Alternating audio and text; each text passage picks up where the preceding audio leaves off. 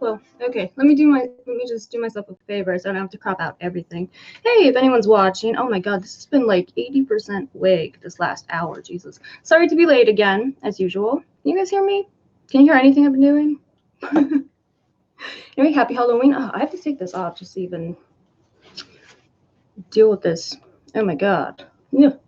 Huge adjustment here. What the hell? Huh? That's random. I love when like random tabs pop up. It's the best. Like totally. Look it up. Sailor to be moon, duh. Like where you been, man? Oh my god. But now you know. Look it. Okay. Sorry, I gotta readjust everything. It's been a while since I did one of these. And yeah, I know what you're thinking. Like, oh my god, what is she even gonna talk about? Well, I don't know. Well, she could get crazy tonight. I don't know. It's all up to you guys. It all depends. Did I accidentally end this? I swear to God, if I did, I'm gonna be pissed. Anyway, I might just be talking to myself, which is like lame, but whatever. Oh, close. Yeah, it's anime. You know, if you're like a 90s kid or an 80s kid, I don't know about, maybe not 80s so much, but, well, technically I'm an 80s kid. Oh, why is this impossible? That's lame. Okay. Thanks. All right. Okay, thank you. I'm glad. I'm glad you're with me. Oh my god. I don't know why I find Max so infuriating, but this is like the worst. Except for everything else, I guess. We'll see. Okay, anyway. There we go. It's kind of better. Well, sort of, maybe. Oh, hey, Frenchie, what's up? How you doing? It's been a while. Well, a minute, I guess.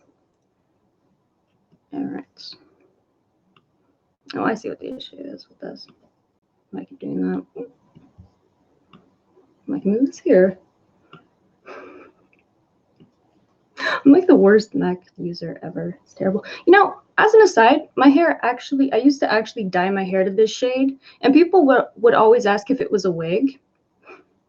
So I guess it was I mean, it looked exactly like this. It's super weird. Okay, by the way. I went all the way out for you guys. You better be grateful. Check that shit out. Anyway. Well, okay. So what am I going to talk about tonight? Let's see. Well, see, I don't know. Like, I'm kind of over a lot of the drama on here. Like, I know that there's a thing happening with Kat and Rory. When isn't there? And I don't know. It's just like, it's so boring. Like, they're bullies. Everyone knows it. I don't see what the point of really reiterating it endlessly is, but whatever. To each their own. So tonight, what I'm going to do is I'm going to read you a bit from a book, a few chapters, in fact. Very appropriate since it's Halloween. And let me make sure I get the title right, because otherwise I'll just be a mess, a total mess. Well, more than usual, you know. Oh, if you guys want to see like the full look at this, because it's a whole thing, follow me on Instagram, because I'll be posting, I took a bunch of pictures earlier, I'll be posting them. Yeah, exactly. Stuff from 2015. Yeah. I'm so over it. Like, oh my god. Oof. I'm sorry, it's just so boring. Like I said, like this is why I kind of haven't been really following anything. It's just really boring. Like, oh my god, yeah, Cat's a piece of shit, Rory's a piece of shit. We all know that. Really don't have to keep going. Anyway, so to be totally different, I'm going to read you guys a few chapters from a book about history. It's pretty cool. Let me pull this up real fast. I'm sorry. It is Off the Deep End, keeping with the sailor theme. Off the Deep End, A History of Madness at Sea. What do you guys think? Stand up. Well, for you, Frenchie, okay. Well, I gotta put this back on. It's so hard to use everything with these, but it is pretty great. I mean, this costume.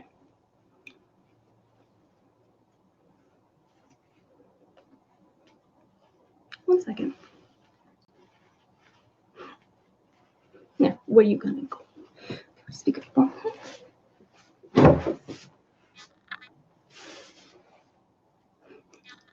It's so hard to get everything in here. Let's see. Does this give you an idea? We'll do more later. But yeah, so there's that. Was that adequate? I don't know. I feel like my frame, I'm still like often, my framing's like a mess, so.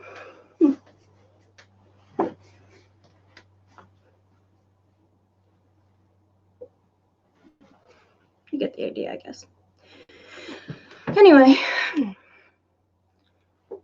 so Off the Deep End. Oh, thank you. I try. Yeah, no, I swear to God, I actually used to dye my hair to this color, exactly this. I could have saved myself so much money just getting a wig. Why didn't I do that before? I don't know how anyone stands wigs, but anyway, this is a whole new thing for me. This is like beginner's luck, I swear to God. But thank you. Yeah, if you guys want, I can link what I bought to achieve this, if you would like to achieve it as well. Anyway, thank you. Okay, so Off the Deep End, A History of Madness at Sea. Let me just get my Michael Jackson on with this.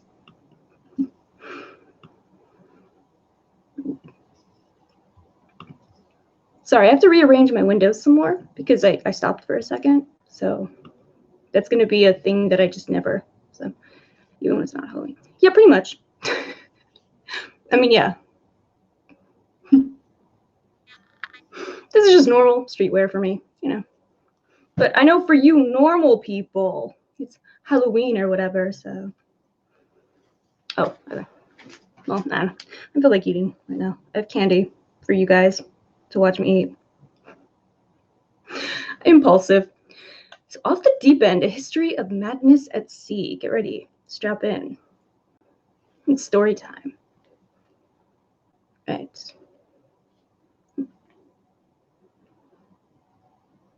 Let's see.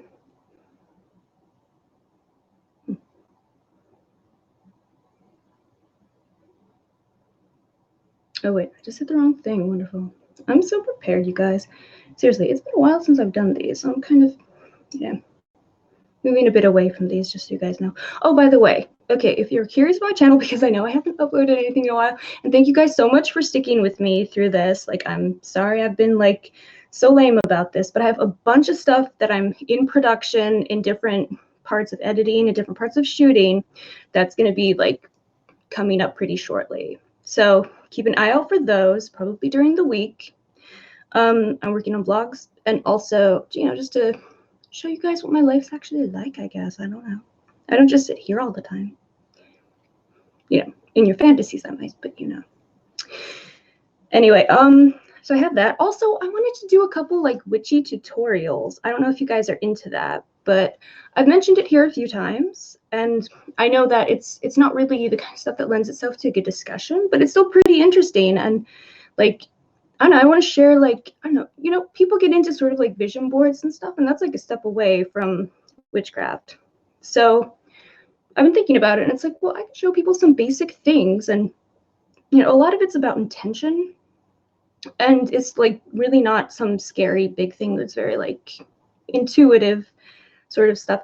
I'm really into like folk magic, especially in the historical context. So if nothing else, I hope that what I'm like currently recording for you guys will, you know, if you don't connect to it on any other level, at least connect to it as, you know, giving some historical context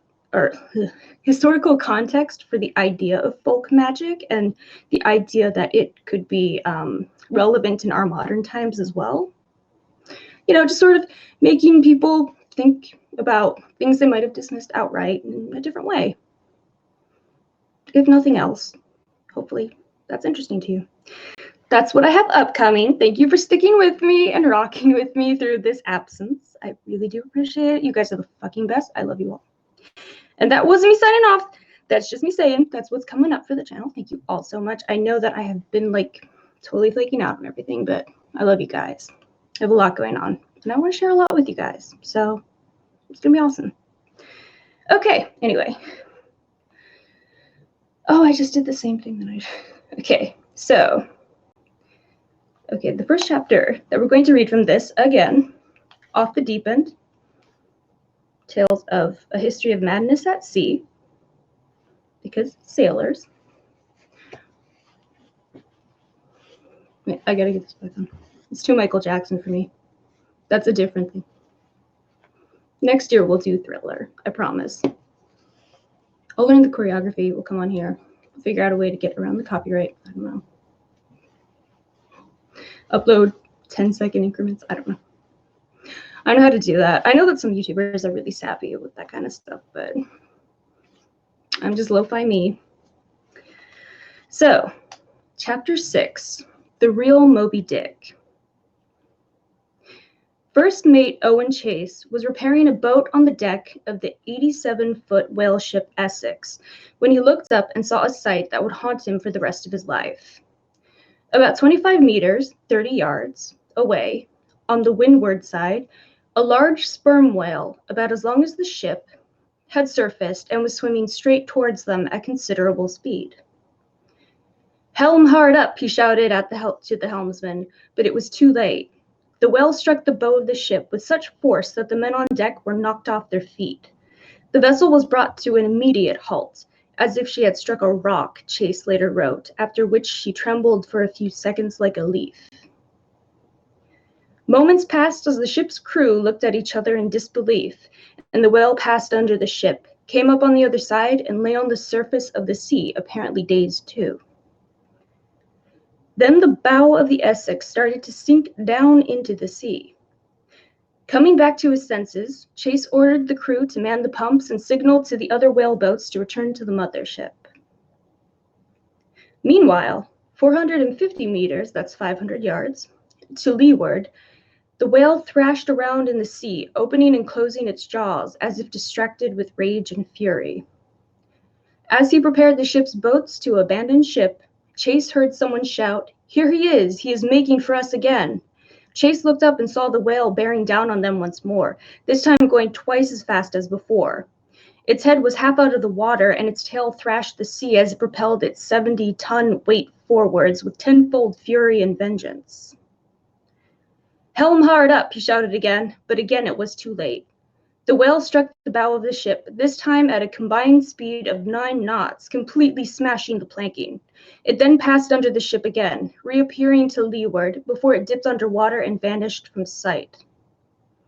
The whole incident lasted less than 10 minutes, Chase later wrote, but it would have a profound impact not only on the lives of the vessel's crew, but on how mankind viewed its relationship with the world's biggest mammal. For this was the first recorded incident of a whale attacking a ship in a premeditated manner, as if in revenge rather than simply in self-defense. Moreover, it was this aspect of the story that so fascinated Herman Melville when he read Chase's account, and that prompted him to write his seminal novel, Moby Dick. However, while Melville chose to focus his attention on Captain Ahab's mad obsession with the whale before the sinking of his ship, in the real-life story, the sinking marked just the beginning of the crew's drift towards insanity. In fact, the Essex took a remarkably long time to sink, and for the next 2 days, the ship's captain, George Pollard, and his crew scavenged food and equipment as best they could for the difficult voyage ahead. The ship had been wrecked in the middle of the Pacific, 2,250 miles west of South America and just south of the equator. The nearest land was the Marquesas Islands. Is that right? I don't know. 1,200 miles to the west, but in a supreme piece of irony, Chase and the others believed the islands were inhabited by cannibals and should be avoided at all costs. They thus persuaded Pollard to sail the much longer route east, towards South America. The only means of transport for the 20 men were the 3 lightweight whaleboats, little more than overgrown dinghies, that they had saved. They estimated that they had enough provisions to last them 60 days, assuming they ate half their usual rations. However, as their bread became contaminated by salt water and lack of wind slowed their progress, they soon had to go on quarter rations. Already their thirst and hunger were almost unbearable, yet no matter how desperate the men became, they never questioned the need to ration the food, and only once did someone steal any for themselves. Oh hey, Kingpin, what's up? I'm just reading a little Madness at Sea Tales for you. It's Halloween. Or, sorry, it's an anime thing. Okay, after a month at sea, they stumbled across an island, but there was little to sustain them, so most of them set off again. Three decided to stay on the island. This is so hard with these gloves. To stay on the island, and were eventually rescued by a passing ship 3 months later. The rest carried on sailing eastwards, and after 2 weeks at sea, had their first death. Matthew P. Joy, the second mate, who had been in charge of the third boat, had a weak and sickly constitution and died on the 10th of January. He was sewn into his clothes, weighted down with a heavy stone, and lowered into sea. Grim. 2 days later, the boats were separated. How's it going, Kingpin, by the way? Maybe we can start some drama about this stuff. I don't know, I feel like there are all these cool things happening, or cool things that have happened in the past that we don't even realize. I didn't even know about this stuff before I started reading this book. And we could start drama about all this stuff, right? Instead of just repeating the same thing from 2015. Come on, let's get some sea shanties going, okay? I'm tired of this fucking go live hangouts. I'm gonna talk about you and list everyone with a bigger platform on here than I have. And pretend to defend them. But anyway, that's for another time. I just, instead of that, let's get some fucking sea shanties going. Let's talk about Davy Jones. Some historical kind of shade. That's what I'm saying. I hope you dig it. I know I do. All right. Okay, 2 days later, the boats were separated, and Chase and his crew had to carry on alone. A week later, another man died, this time as a direct result of starvation, and was also buried at sea. Despite their worsening state, Chase decided he had no choice but to have the men's food rations yet again, leaving them with just 35 grams or 1.5 ounces of bread per day to live on. Grim. The reduced rations began to affect their minds as well as their bodies. As Chase wrote, our speech and reason were both considerably impaired. Worst affected was Isaac Cole, who became delirious and turned into a most miserable spectacle of madness. He spoke incoherently about everything, calling loudly for a napkin and water, and then, lying stupidly and senselessly down in the boat again, closed his hollow eyes as if in death. After several hours writhing around in agony, he died later that afternoon. This time, rather than launch Cole's body into the deep, you guys can guess where this is going, Chase made a shocking suggestion. With only 3 days' rations left and hundreds of miles still to go, he said their only option was to use the dead man's body to prolong their own lives. In other words, to eat him. The alternative was to die themselves. The rest of the crew agreed, and they set about their gruesome task without further ado. Grim. See, this is some Halloween shit. You're welcome. Yeah, I'm grateful. Never mind. I'm just playing. I love you guys. All right. We separated the limbs from the body and cut all the flesh from the bones, wrote Chase, after which we opened the body, took out the heart, closed it again, sewing it up as decently as we could, and then committed it to the sea. We now first commenced to satisfy the immediate cravings of nature from the heart, which we eagerly devoured. Appalling as it was, their deed was by no means unprecedented in maritime history. Examples of cannibalism among sailors date back to at least 1710, when the crew of the Nottingham galley, shipwrecked on a tiny island off the coast of Maine, ate the body of the ship's carpenter to stay alive. The practice was usually justified as a custom of the sea and accepted as a legitimate means of survival, though its status in law would later be challenged.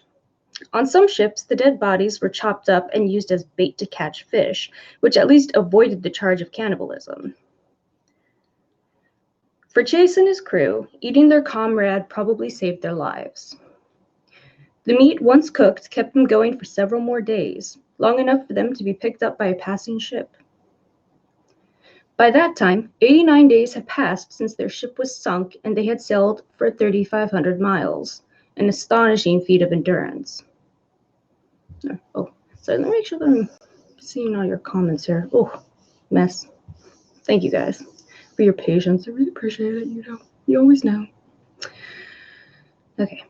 Over on the other two boats, things were following a similar but even more dramatic course. Both boats ran out of food soon after they parted from Chase's company, and within the space of just a few days, from 23 to 28th January, 2 men died on each boat and were consumed by the rest of the crew. As Captain Pollard later recounted, we roasted their remains to dryness by means of fires kindled on the ballast sand and the bottom of the boats. At this point, Captain Pollard's boat lost sight of the second mate's boat and they carried on separately. 3 days later, with no food left at all, the 4 remaining men decided to cast lots to see who would go next. The lot fell to the cabin boy, Owen Coffin, the captain's cousin. Pollard had promised Coffin's mother he would look after the boy and was deeply upset by this turn of events. My lad, he shouted, if you don't like your lot, I'll shoot the first man that touches you. But the boy was resigned to his fate and quietly laid his head on the gunwale, saying, I like it as well as any other. The executioner's lot fell to Charles Ramsdell, himself just a teenager, who shot the boy with a gun. He was soon dispatched, said Pollard, and nothing of him left. Creepy. Yeah, you like that, Abe? I thought you guys would appreciate that. The contrast. Yep, exactly. Well, also there's a theme, sailor, the sea, madness. We're all a little mad. Let's be real. But yeah, that's exactly it. That'll get these YouTube views. I'm so the antithesis. I'm the worst YouTuber, I swear to God. But thank you. Glad you appreciate it anyway. All those weirdos can just chill here together. That's what it's for, right? Oh my God, hey Diane. Oh my God, thank you. Hey, I got this too. That's for trolls. Oh, wait. Shit. Oh shit, it's real.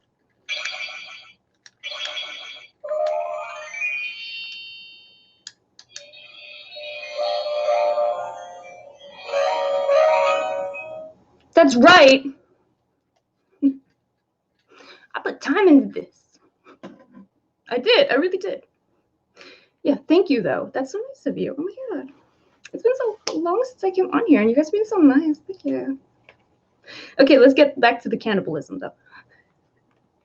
No, if you guys want to discuss anything, let me know, and we can veer off course. Just like these tales of maritime madness we'll be doing. Oh, can you put this in a bit? Let's hope. I try. Actually, you know what? That's exactly what I was going to do for my first witchy tutorial. I was going to show you guys, sort of how to get someone out of your life spell, My whole thing is, I want to, show people, because I've mentioned it before, so I know that some people might be into it, but it might, freak people out. So I just want to show the, context of our modern world and, the historical, cultural background of, where folk magic comes from and how it fits into our lives, daily lives, potentially. Also, just the idea of, focusing your intent on the things that you want to happen instead of focusing on, I don't know, people you hate online will actually allow you to see opportunities to make those things happen and will therefore bring about what you want. It's psychological, but also it works. So I feel like, whatever. But then I feel like the placebo effect is also kind of magical. Like everyone tries to, reason it away, but like, okay, believing in something hard enough literally makes it happen. Isn't that magic? I'm just saying. It's just an idea. Anyway, magic is like, awesome. Well, like maybe you can come on and talk about it. Like, exactly. But yeah, so I'm recording and editing and like I'm doing like real YouTube videos about it. And yeah, I'm a perfectionist, so it's taking me forever. So I apologize for that, everyone. But yeah, so I'm hoping we can get into that a bit if you guys are into it. Yeah, totally, right? Aw, thank you. Aw, thank you. I try. I really do try. That means a lot to me. Thank you. I tried. I tried to make all these. I don't know how to do, but I guess it was since for ADHD than I did. Anyway, but thank you. Thank you so much. All right. Thank you guys. You guys are so supportive. Oh my God. I've missed you guys. I really have. Like, I've missed doing these. Like, I don't know. I know I just said I'm recording a bunch of stuff, and I am, but like I also really just enjoy hangouts. Like I really just like talking to people more than like, just recording me talking. I don't know. We'll see how this works. God help me. Okay, but anyway, back to the cannibalism. As always, you guys can interrupt me whenever you want. Let me know. Okay. Ooh. Okay, so 10 days later, another man died. And the two remaining men, Captain Pollock and Charles Ramsdale, ate him too. Grim. By the time the last two men were picked up by a ship on the 23rd of February, they were completely delirious. Barely more than living skeletons themselves, they sat among the remains of their former comrades, smashing the bigger bones of the arms and legs, the femur, the fibula, and the humerus. You came in for the good part, Diane. The humerus, with a hatchet to suck the last bits of goodness out of the marrows. Even when rescuers appeared, they barely noticed them, and too weak to move sat in the bottom of the boat, stuffing their pockets with the smaller bones of fingers and feet, the distal, middle, and proximal phalanges, the metatarsals, and the tarsals. As they were lifted aboard the rescue ship, the two men were more spirit than body, their bodies wasted away and their minds in free fall. See?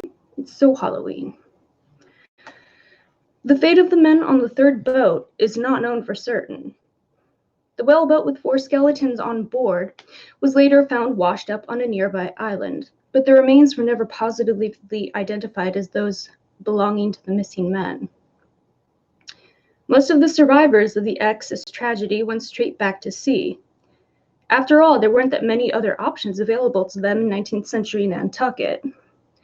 4 months after taking up his next command, however, Pollard was shipwrecked again and thereafter renounced the sea and became a night watchman. He never set sail again. Owen Chase carried on whaling for another 20 years and was married 4 times. His first 2 wives died soon after childbirth, and the third he divorced after discovering that she had been unfaithful to him while he was at sea. Towards the end of his career, Chase complained of pains in his head, which related to his ordeal on the Essex and which plagued him for the rest of his life. His torment resurfaced in other ways, as when an old man, he became anxious about starving and hoarded food in the attic of his house. By 1868, his headaches had become unbearable, and he was described as insane. He died the following year. The book he wrote about his experiences, composed with the help of a ghostwriter as soon as he returned to Nantucket, has never been out of print and has been translated into more than 200 languages. So, that's all it takes to sell a book these days. Just, go insane and turn to cannibalism. And that's the start. It's the prelude. All right. So we have some really spicy chapters in here. It's really good. It's a good book, by the way, if you're into this kind of stuff, which clearly I am. Okay. Ooh, how do I do this? I'm new to this whole like app thing. Oh my god, why is this so difficult? 1 second. Striptease move, right? Dita Von Teese taught me that. Not really, but yeah. We'll pretend. All right.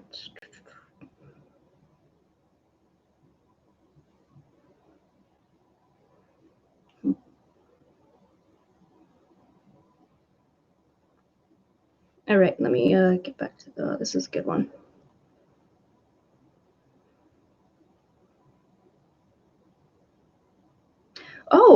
We have here's a good one about Columbus. But, you know, because he was insane too.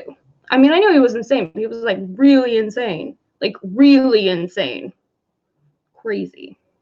Insane in the membrane even, if you will. Or we could talk about scurvy. That's always fun. No, let me see.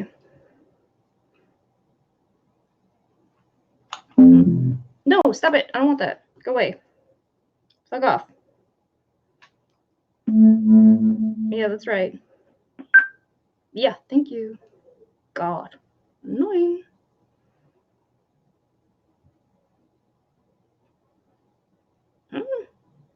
Well, that's annoying.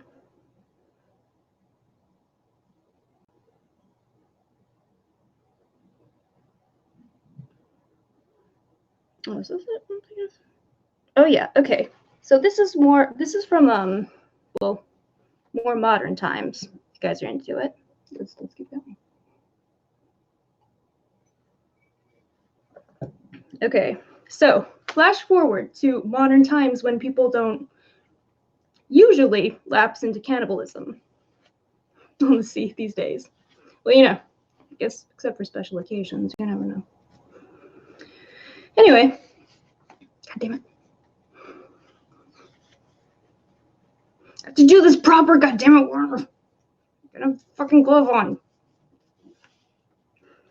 Because I have ridiculous expectations of myself to do things that are physically impossible for you guys. Be grateful. It's true, though. It really is. Okay, so we're going to skip to. Oh, hey, Eric, what's up? Happy Halloween. How you doing? We're talking about some Madness at Sea tales because, you know, sailor themed, the sea, you know, we'll stick with that. Also, I've been reading this book and it's awesome. And it's really badass and it's perfect for Halloween. So it's called Off the Deep End. Oh gee, what is the full title of this? I'm so bad at this. Oh my god. 1 sec. Off the Deep End, A History of Madness at Sea. That's what we're doing. Oh god, go back to where you were. Perfect. Thank you. I know, I'm talking to my phone. Shut up. Yeah, good to see you too, by the way. Yeah, sorry, I haven't really been around. I don't really know what's going on in the community because I know it's boring. It's the same thing. Like we've been through all of it, you know? So I'm trying to do something new, shake it up, and get some historical drama and gossip going, I feel. You know? Oh, there's a whole world of interesting stuff out there, you know? Oh, thank you. Yeah, I'm Sailor Chippy Moon. Oh shit. There you go. Yeah, it's so hard to do this. I'll do this again, but you get the idea. Look, I have a big bow and everything. Ugh. This is so difficult to show you guys. Oh, does it respond to just me moving it? Oh my god. Japanese technology, I'm telling you. Okay.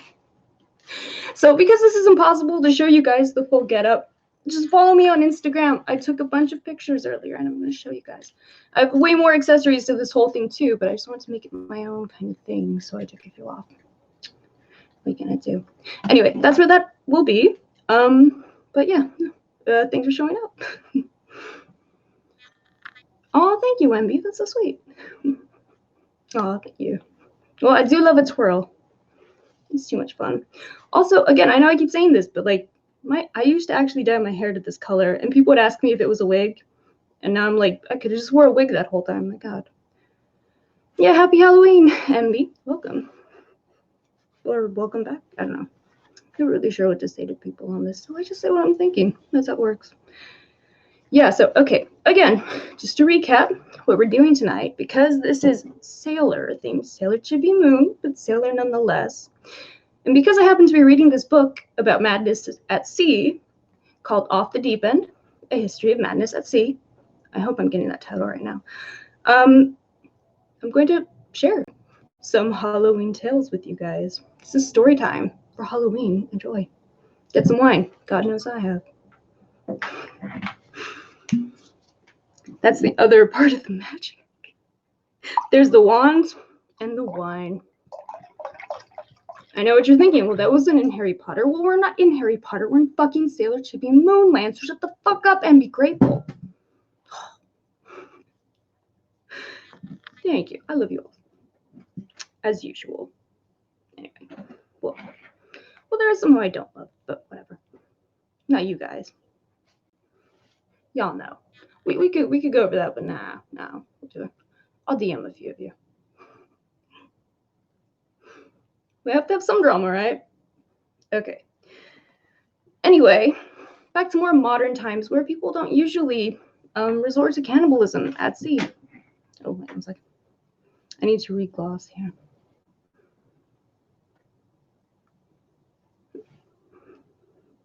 I think in Alaska, so maybe I find. Oh, wow. That's so interesting. Oh my God, I had no idea. Wow. That's really cool. Do you want a link? I know you don't use, I'm pretty sure you don't usually come up on panels, but that would be really interesting to hear about. So I don't know, maybe think about it in the future. Neat people though. No? Damn. Damn it. That would have been so exciting. Oh, geez. See, I'm knocking shit over as I say that. But yeah, no, that's awesome though. Like, that's really cool. Like, I would love to hear about that. No pressure tonight. I'm just saying, think about it. You never know. Okay, so, more modern times. Chapter 16. We're skipping ahead. Oh yeah. They're like socks, I guess. Let me see. How can I have no idea how I can actually fit into.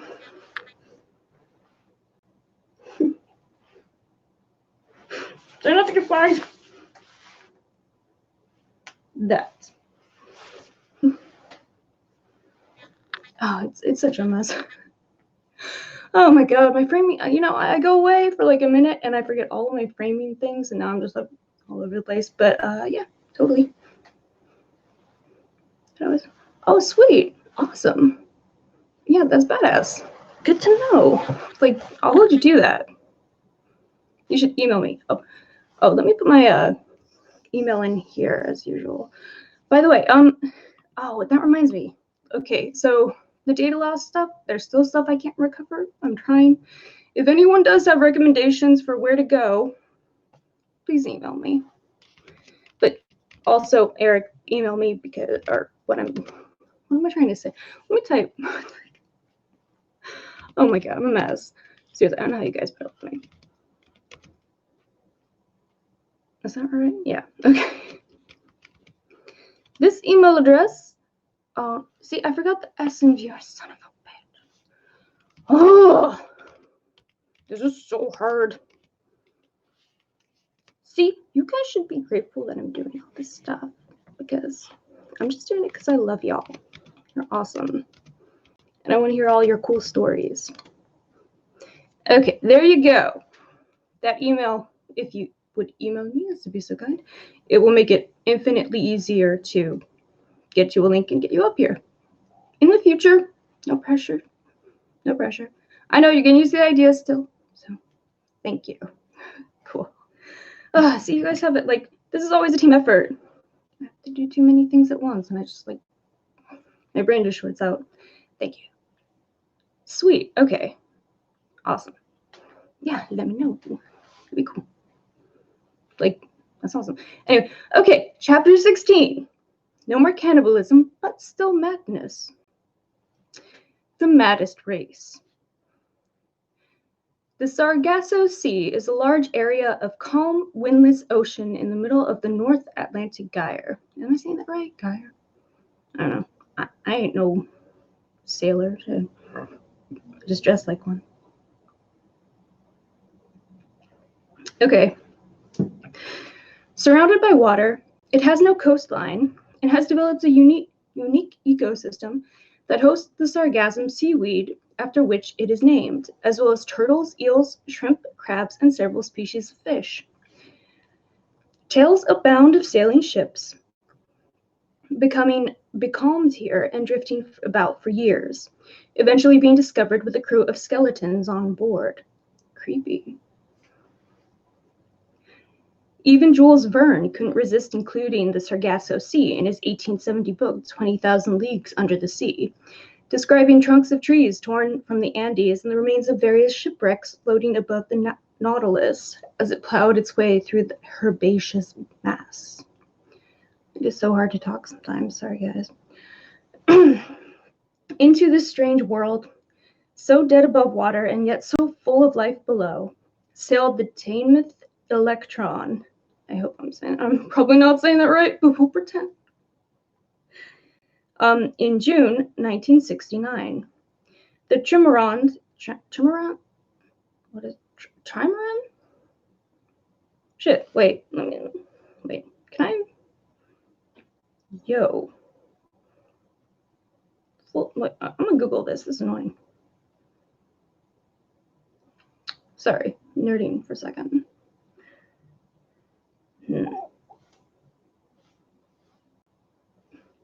Okay, so double outrigger is a multi-hull boat that comprises the main hull and two smaller. Okay, blah blah blah. This is beyond me. Okay, but how do you pronounce it though? How you pronounce? Oh my god. I can do this.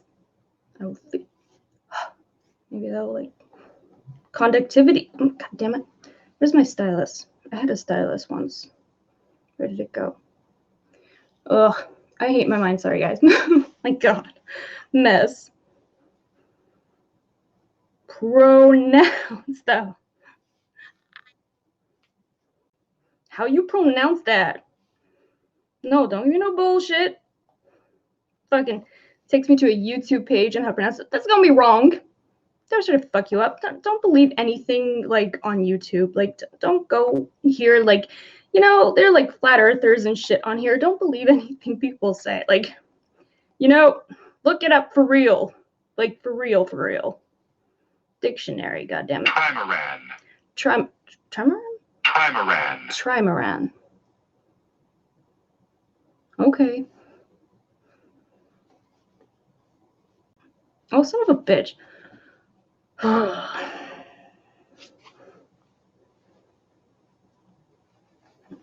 my god, I can't even. Oh, I hate this. Where's my stylus? Can I make a stylus? How do you make a stylus? A trimaran. You know what it is.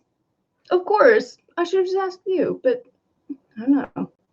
See, I'm trying not to put you on the spot, so I'm trying not to be like, oh, well, you could come up and teach me how to say it, but like, that's where mine goes, but I'm trying not to. I'm trying to be more, you know, courteous of you people and conscientious. Notice I was only an hour late tonight. We're getting there. I give up. We'll just do trimaran. Okay. Yes, trimaran. It's a multi-hull boat. Yeah, no, that's what they just told me. That's fascinating. Okay, so it's like a small boat that's sort of like a catamaran. Oh god, now I'm not gonna be. Oh my god, I used to know how to pronounce. Oh shit, I'm overthinking this. Let's get back to this. Okay. Mess. Sorry, guys. See, I really do appreciate you guys for putting up with my bullshit. I really do. All right. Yeah, trimaran. Multi-hull boat. Right. 3. Try. I'm smart. All right, enough of my bullshit. Okay, into this strange world. So I just said the part. The trimaran was one of the competitors in the Golden Globe race and was nearing the end of its strange voyage. After 8 months at sea, the boat was weathered and broken and had barnacles on its bottom. The yacht's progress. Oh God, now I'm gonna end up forgetting how to say words I know. Oh my God, this is terrible. Catamaran is 2 hulls. Okay, I didn't know that. So it's like an extra Moran. Wow. Love how I learn stuff. See, I miss this. I miss you guys. I learned so much from you. Thank you. Yeah, see, 3 try. I'm on it. Thank you. Yeah, that's fascinating. I don't know. I'm gonna learn a bunch of stuff about this. I swear to God. Apparently I am. I don't know. Well, it'll be awesome to hear from you. Again, trying to be conscientious up to you guys. All right. Okay. The yacht's progress slowed as it entered the fecund mid-Atlantic pond and gradually became more erratic in its skipper became entangled in a mental quagmire of his own. The events that followed constitute one of the clearest and saddest cases of madness at sea. Ooh, spicy. Quadamorans, dude. That's too many Morans. Oh my God. That's too much. That's like with the 4, the 4-bladed razor. This is too much. Quadamor. I don't know what a Moran is, but it's too. Who needs 4 Morans? Is that a hull? Oh my God, it's gotta be. That's totally what it is. Fascinating. Sorry. Do you guys hate my brain as much as I do? Appreciate it though. That's fascinating. I'm gonna go through a total Wikipedia rabbit hole on this. I swear to God. Fascinating. Oh my God, I was right. Yes. I love that. Thank you. Thank you for confirming. All right. So it constitutes one of the clearest and saddest cases of madness at sea. One that would be described as perhaps the most completely documented account of a psychological breakdown. Again, forgetting how to pronounce things. Of a psychological breakdown with symptoms typical of classic paranoia. And while the Sargasso Sea wasn't exactly to blame, it's hard to imagine it happening anywhere else. Oh, hey, what's up, dude? Excuse me. If you guys don't dig this one, we can do one about Columbus and how crazy he was. Let's go on too. Oh, there's also one about Darwin. Oh my God. Boss. Total boss.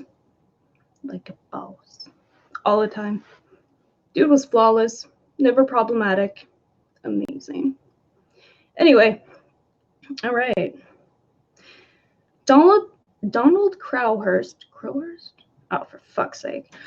Donald Crowhurst was an instrument manufacturer from Devon who had had some success with his navigator, a machine that allowed sailors to plot their position using radio signals. Blessed with a brilliant mind, he was very good at coming up with ideas and talking the talk, but hopeless at the practical aspects of running a business, as so many of us are. Oh, sweet. Nice. J-Dog. That's my boy. How's he doing? Yeah, I don't know. It's really amazing how he streams every night. I don't know how he does it. Good for him though. That's awesome. Just props. Props, man. Props. What up? Okay. If he shows up, then I'll give him props in person. But if he doesn't, then he's probably off doing a million other things. That's cool. Oh, that sucks. Yeah. Yeah, I haven't even really been on YouTube much. I haven't been watching any streams or anything. I've just been like watching archival kind of stuff. It's super weird. I don't know. I'm a weirdo. I end up fucking reading books about madness at sea and then coming on here dressed as Sailor Chippy Moon and telling you guys about madness at sea. That's how this works. Duh. Creative. Talk about crazy shit, you know, whatever. It's YouTube. See, that's crazy to me. That's like every day to me. That's like, okay, 4 times a week, but streaming takes a lot out of you. And like, that's crazy, man. Wow. Moving on Friday. Oh my God. See, okay, 5 days a week. That's insane. I really don't know how he does it. Like, you know, it was hard enough for me to stick to like 1 stream a week. Like, I don't know. But it's awesome that you found me there. Like, has he shouted me out? Because that's fucking awesome. Like, he's killing it, man. Like, he's on his grind, and that's really, like, admirable. You know? We all have to strive for that. He's killing it. Good for him. And if he did, then, oh my God, thank you so much. Yeah, he's cool. But yeah, seriously, that's crazy. And he did it with a cold, too. That's, like, bullshit. I swear, like, there's so many, like, times on YouTube where you're just like, man, I suck. Really. Faye. You can call me Faye. I mean, I don't know. I guess you can call me my real name, too, but I don't know. It'll get confusing because it's a little bit too regular. So, but yeah, I am, Faye, viewer's choice. We talk about stuff, weird stuff, sometimes. Unless people want to talk about drama. We can talk about that, too. It's viewer's choice. That's the beauty of it. You see how it works.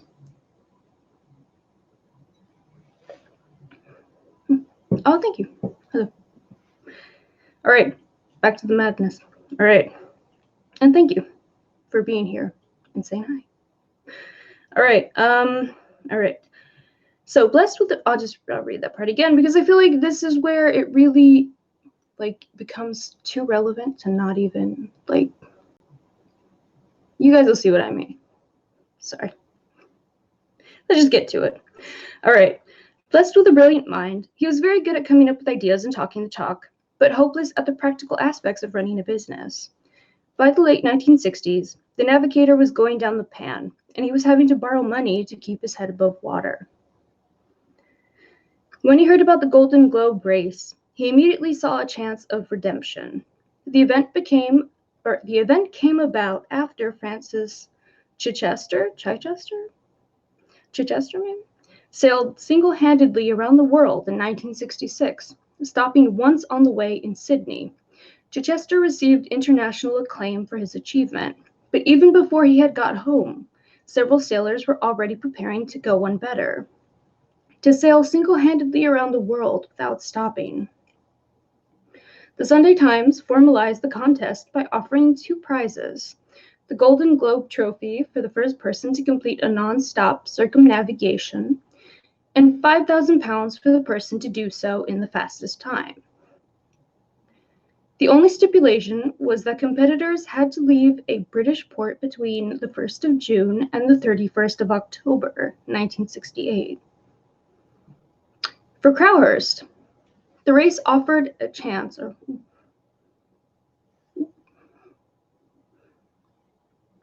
Sorry, getting distracted by my wig. Okay. For Crowhurst, the race offered a chance not only to become a national hero, he'd always felt he was destined for great things, but also to save his business. By sailing a yacht fitted with all his latest inventions around the world, he would gain valuable publicity as well as winning enough cash to pay off his debts. His business partner was persuaded and duly agreed to fund the project, on condition that Crowhurst paid back the cost of the boat if he didn't complete the voyage. In truth, Crowhurst's campaign was doomed from the start. The boat was built in a hurry, and following a disastrous maiden voyage down the English Channel, he didn't have time to make the modifications the boat so badly needed before the 31st October deadline. Within hours of leaving the UK, the trimaran began to fall apart and seemed barely in a fit state to sail across the channel, never mind around the world. Not only that, but it soon became clear that his estimated speeds were wildly optimistic, and he had little or no chance of winning either prize. See, words just become harder and harder.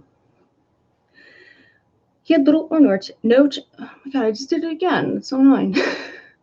He had little or no chance of winning either prize. Right on. But Crowhurst was in a double bind. He had by now mortgaged both his house and the boat against the success of the project. If he dropped out, he and his family risked financial ruin. If he kept going, though, he faced almost certain death.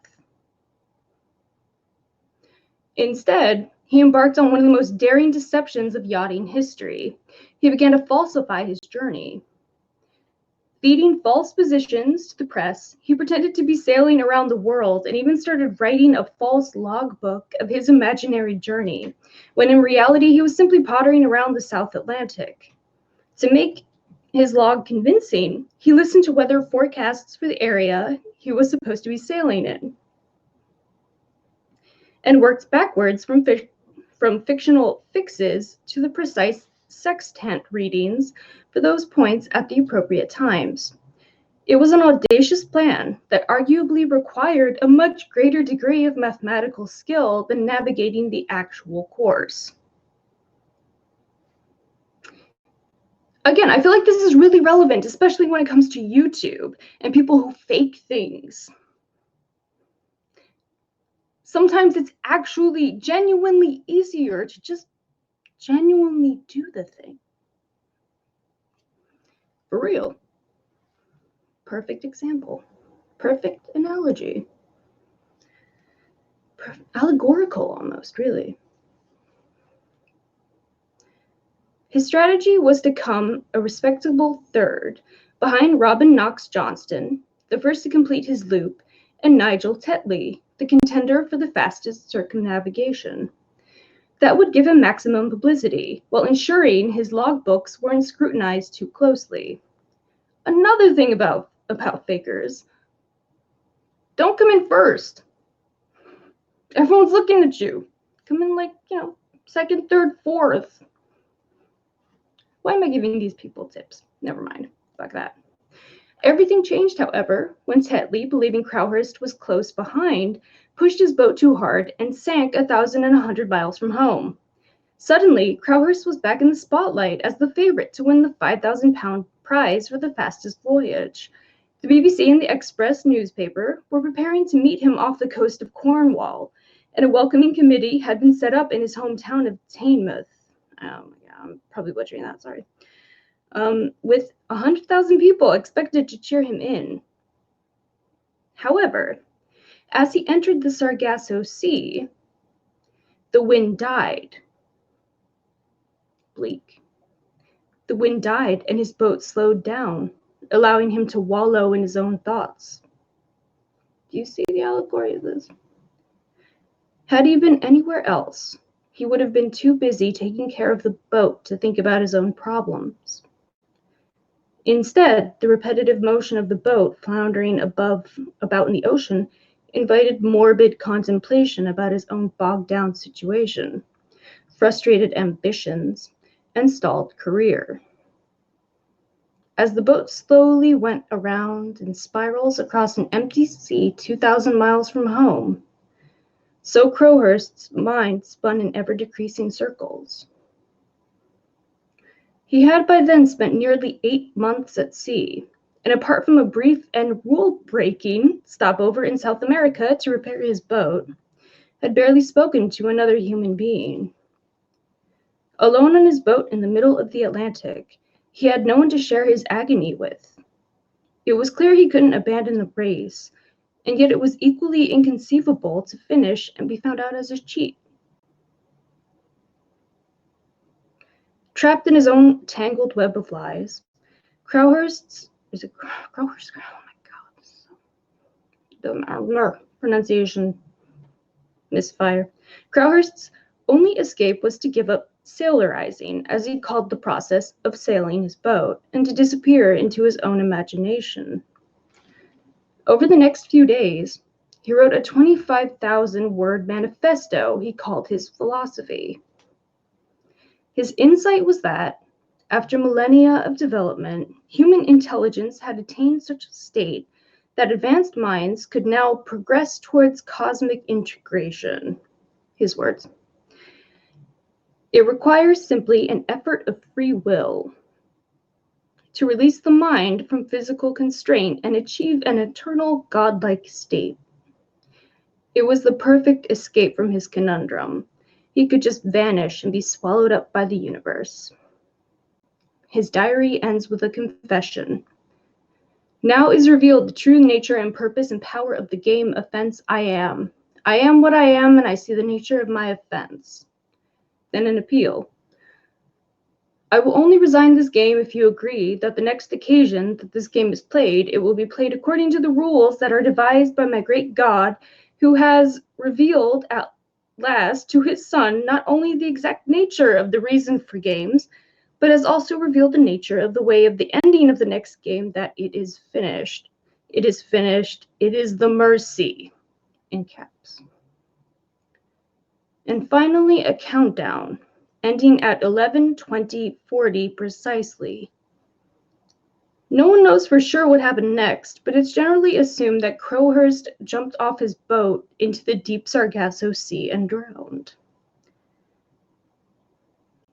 Bleak. His empty yacht was discovered by a passing post office ship on a routine run from London to the Caribbean on the 10th of July, 1969. On board, fully laid out on the table as if ready for inspection, were his diary and his logbooks, the real and the fictional. Bleak. The Sunday Times journalists Nicholas Tomlin and Ron Hall made a study of Crowhurst's ramblings and concluded that they were typical of classic paranoia, a psychotic disorder in which deluded ideas are built into a What? Can I help you, speaker? That may be great. A psychotic disorder in which deluded ideas are built into a complex, intricate structure. Though founded on mistaken beliefs, the structure of paranoid thought has a strong internal logic and consistency. Most often, the delusional system is one of persecution. But as with Crowhurst, a paranoid can also have delusions of grandeur, thinking himself to be a great mathematician or philosopher, or a second messiah. Under the title Psychological Hazards of Single-Handed Ocean Sailing, The Lancet devoted 11 pages to the case, which author Glenn Bennett described as perhaps the most completely documented account of a psychological breakdown. Fucking bleak, man. He concluded that, while Crowhurst was an unstable character and erratic in his personal behavior, there was not sufficient evidence of mental problems before the journey to warrant banning him from the race. He doesn't offer a diagnosis, but refers to Crowhurst's breakdown, which he says shows in a particularly vivid way how someone can be overwhelmed by events. He concludes, one of the functions of tragedy in the theater is to present an intensified view of ordinary life.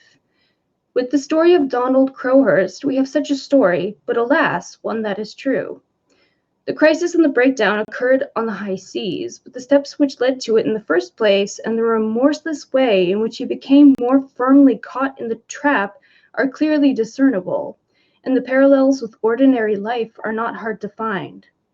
Individuals will make their own interpretations, but one powerful message that comes through from this story is the need to provide those in distress with the opportunity to express their real feelings, when all around them the barriers are going up and the avenues of escape are closing.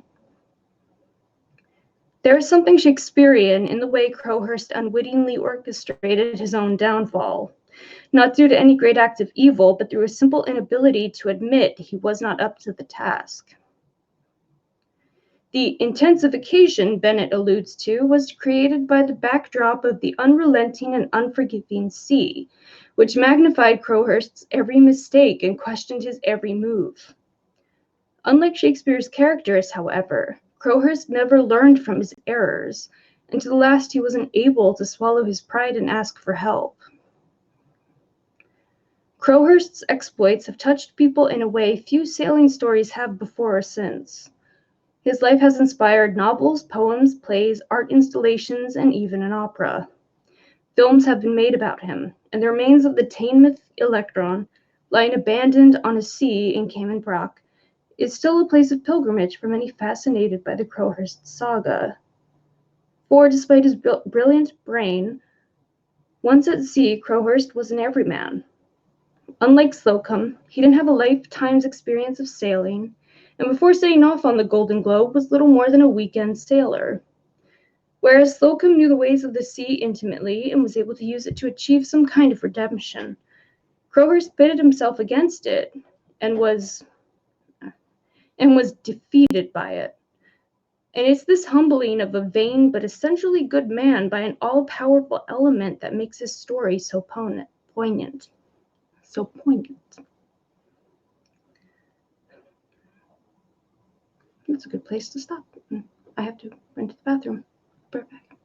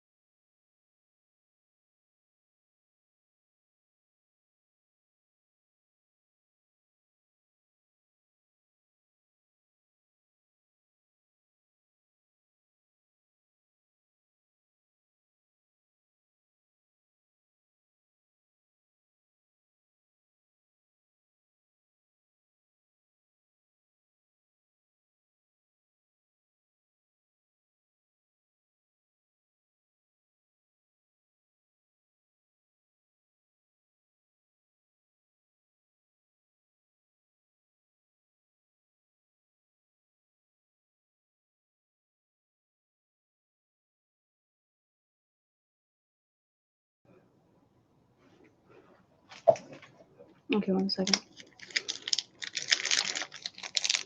Happy Halloween.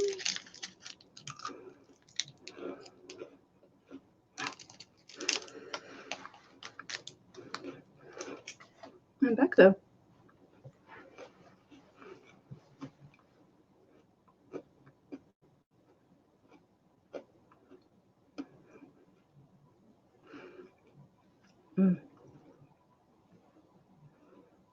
Get at me, Butterfinger. Okay. I don't know how people wear like wigs all the time. This is like maddening.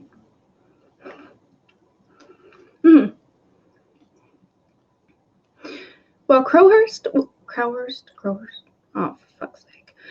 Okay, while Crowhurst was battling with his demons in the southern Atlantic, the 3 other remaining competitors in the race, 5 others having dropped out before even making it out of the Atlantic, were plowing their lonely furrows through the Southern Ocean. The doughty former merchant navy officer Robin Knox Johnston was an unlikely leader, sailing one of the slowest, simplest, and most dependable boats in the race. Not far behind and sailing much faster than the Englishman was the highly experienced French sailor Bernard Moitessier. See, I can say that. On his steel ketch, Joshua, bringing up the rear on his plywood trimaran, was Nigel Tetley, who, having made a late start, was unlikely to be the first man home, but still hoping to be the fastest. Moitessier had already sailed these waters 3 years before with his wife, when they sailed 14,200 miles, from Tahiti to Spain, and set a record for the longest distance sailed non-stop by a yacht, only to be beaten the following year by Chichester, whichever that is. The voyage, and the book he wrote about it, had turned him into a celebrity in France. This time round, he had lightened the boat, and Joshua was sailing 20 to 40 miles a day faster than she had done 3 years earlier. Moitessier felt in deep harmony with his boat and the ocean. He was practicing yoga on deck, talking to his eldest brother, a spiritual presence he also referred to as something very imminent in the air, and reaching a kind of indefinable state of grace. Whereas most single-handed sailors expect to lose weight during a long voyage, Moitessier actually put on a few pounds during his months in the dreaded Southern Ocean, a sure sign of a man content in his element. In due course, he rounded Cape Horn, 3 weeks behind Knox Johnston, but if he kept up his current average speed of 120 miles per day, 21 miles per day faster than his rival, he stood a good chance of overtaking him before they reached England. The French were already planning a massive welcome party, and he would almost certainly be awarded the Légion d'honneur. His place in history, not to mention a healthy bank balance, was assured.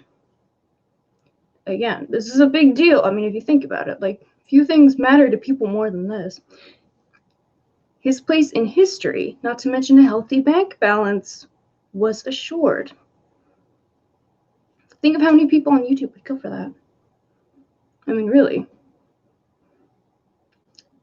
But then Moitessier had a moment of clarity, or a moment of madness, depending on who you believe. Rather than going back to the snake pit and facing the media frenzy with all its false gods, he would instead carry on sailing to the Pacific, crossing the tracks he had sailed 5 months earlier, effectively beginning a second circumnavigation. It sounded crazy, but as he wrote in his log, leaving Plymouth and returning to Plymouth now seems like leaving from nowhere to go nowhere. I can relate. He explained his thinking in a letter to the Sunday Times, thrown in a film canister onto the deck of a passing ship using a slingshot since he had refused to have a radio fitted. My God, so he refused to have a radio fitted. So, wow. That's like solitude goals. Okay, quote. My intention is to continue the voyage, still non-stop, towards the Pacific Islands, where there is plenty of sun and more peace than in Europe. Please do not think I am trying to break a record. Record is a very stupid word at sea. I am continuing non-stop because I am happy at sea, and perhaps because I want to save my soul. His decision astonished the media, and even those closest to him. Under the headline, Wife's Plea to Yachtsman, the Times carried an article in which his wife, Francoise, expressed her fears that all that time at sea may have temporarily unbalanced him.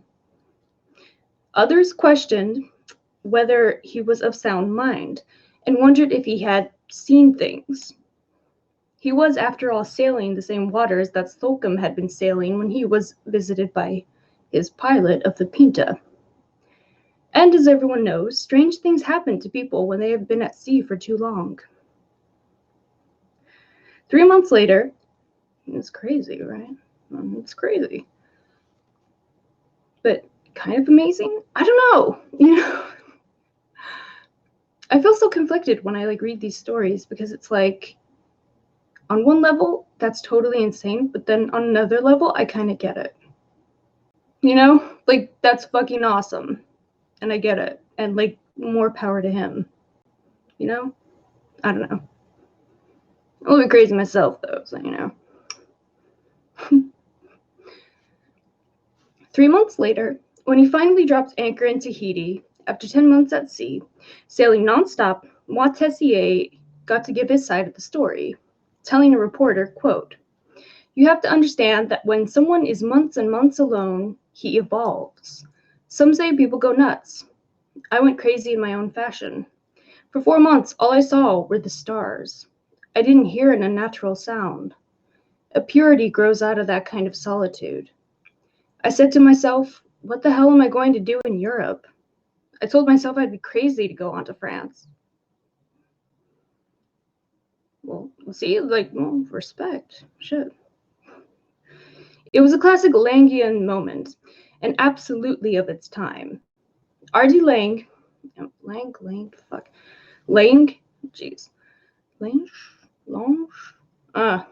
was a controversial British psychiatrist who argued that mental illness, and specifically schizophrenia, was a relative term, and that sanity was simply measured by how closely people conformed to a mutually agreed set of norms.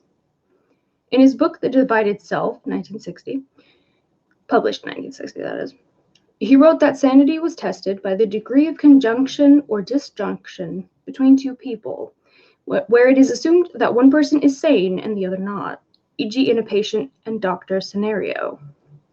There is no definitive measure of insanity, he suggested, only a lack of congruity or a clash between the sane and the insane. Insane in the brain. By common consent, the yachting establishment waiting to celebrate Moitessier's return considered itself the sane party in this particular scenario. But of course, Moitessier didn't see it that way. The insight he had gained after sailing for months at sea, just him, his boat, and the ocean, was akin to that experienced by the Indian mystics who disappeared to the mountains to meditate for months on end. And indeed, Moitessier had spent most of his childhood in Asia and was familiar with Eastern philosophy. He rejected the materialism of the snake pit, not merely on personal grounds, but on profound philosophical and ideological ones. The disjunction between the two sides could hardly have been greater, though which was sane and which was psychotic was a matter of opinion. See? I dig it. I get it. See? Just saying. With the benefit of hindsight, it's clear that Moitessier did the right thing. By sailing on to Tahiti, he kept his integrity intact and yet still carved himself a place in history, but on his own terms. The book he wrote about his voyage, the 1973 The Long Way, became a bestseller and is now regarded as a classic of sailing literature. See, that's fucking cool. A lot of this sort of tale really resonated with me. If you feel what I'm putting Now, the consequences of such an extended period of isolation had far-reaching effects on at least one other of the Golden Globe competitors, too. After his yacht broke up just 1,100 miles from home, Nigel Tetley was awarded a £1,000 consolation prize by the Sunday Times, which he put towards building a new 60-foot trimaran. His plan was to sail around the world again and set a new record, but he wasn't able to find a sponsor to back him.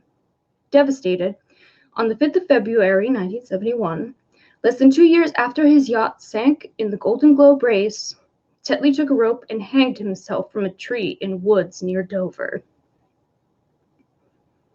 Derek Kelsall? Yes, the designer and builder of Tetley's new yacht, was the last person to see him alive. Apart from his wife Eve, I probably knew Nigel better than anyone else at the time of his suicide, he said. That is not to say I knew him well. Perhaps no one did. I don't believe there ever was a reasonable explanation of the suicide. There were a few stories, but as there is with most boat people.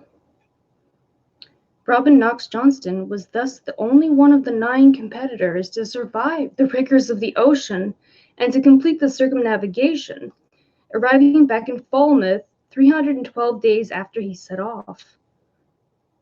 In an effort to understand what makes a single-handed sailor tick, his sponsor, the Sunday Mirror, got a psychiatrist to examine the former merchant Navy officer before and after the voyage. The diagnosis on both occasions was the same: distressingly normal. Knox Johnston heard voices just once on his voyage. It happened while he was reconnecting the ship's battery, and he heard the sound of people talking in the main cabin. Although he described himself as not a superstitious person, his first reaction was to wonder if it were a natural or supernatural occurrence. In fact, it turned out to be a cassette. I'm sorry, this is funny.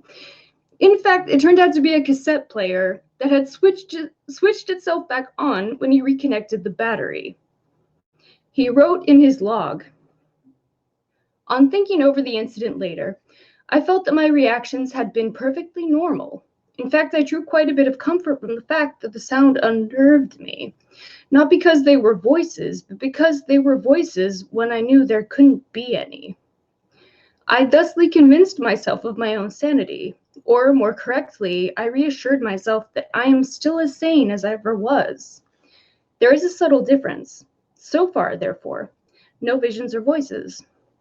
It's an important observation. Unlike those O-Star skippers who saw elephants floating in the middle of an ocean and imagined their families visiting them, and didn't think there was anything unusual about that, Knox Johnston had enough clarity to realize he shouldn't be hearing things when there actually were voices talking. It was typical of the inflappable Brit that, while the other competitors were struggling to keep a grip on their sanity, his only pseudo-hallucination turned out to be a very real and very sane radio cassette player."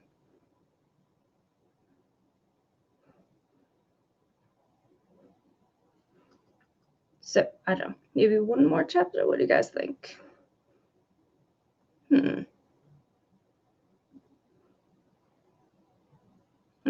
I'll try to keep this bit short for a hangout, Get people used to the new ideas that were floating out there. But no, not just bullshit drama. Let's see.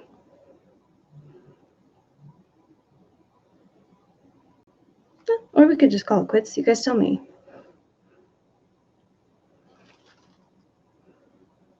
I'll wait.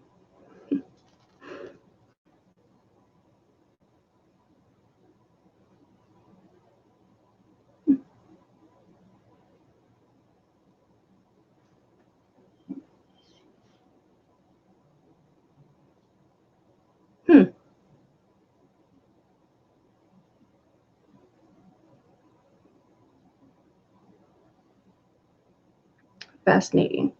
Sorry, I find this kind of stuff fascinating. I don't know if you guys are into it or not, but I don't know, just the the perception or the sort of tricks of perception, optical illusions or whatnot that can be played on people or that naturally occur that we interpret as one thing when it's not that at all is fascinating to me, you know?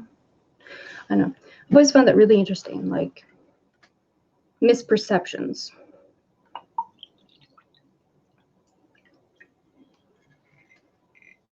Like what's that phenomenon they call it? Like what, like the stranger phenomenon or something? Like when you look at your own reflection in a mirror and you like turn the lights down or something, your brain will naturally start to process your own reflection as another person or like as someone that you don't recognize.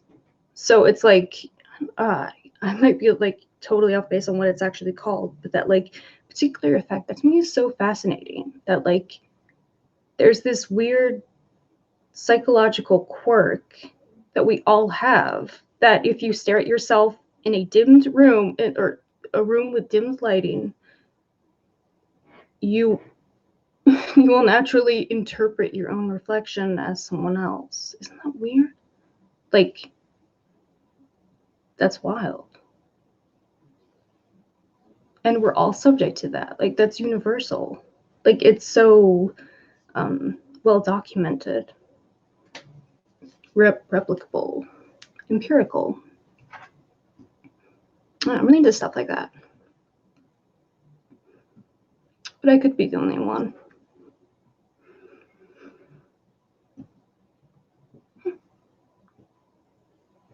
On that note, I'll let you guys go. Let me know what you guys think of my new ideas for content and my planned, currently recording, currently editing, planned future content. I hope it's to your liking. I hope it's something you guys can dig. And yeah, we'll still do hangouts, but we'll also do a bunch of other stuff. God willing, or whatever willing. So, all right, I'll try to keep this short because I don't know. I like going on for hours and hours. It's a bit, you know, we got to change it up a bit. So, okay, I'll let you guys go. Thank you so much for being here. Happy Halloween, everyone. I'm going to finish that Butterfinger and read more about insanity at sea because it's fascinating to me. How is this not fascinating? I don't get it. People are crazy. Anyway, thanks again. I love you all. Oh, and